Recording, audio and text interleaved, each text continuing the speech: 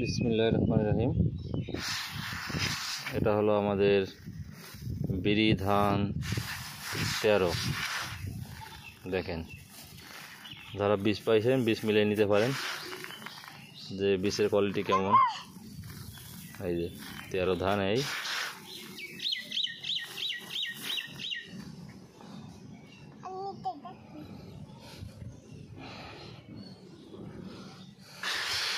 আর এটা হলো আমাদের বিনার একটি জাত, নতুন জাত।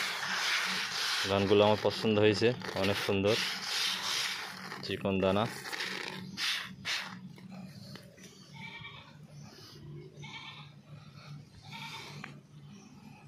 আর এটা হলো বিরি ধান 14।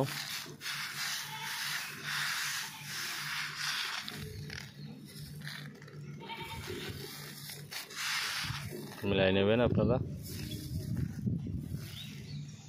আমি আরও কাছ থেকে দেখাচ্ছি 14 ধানটা।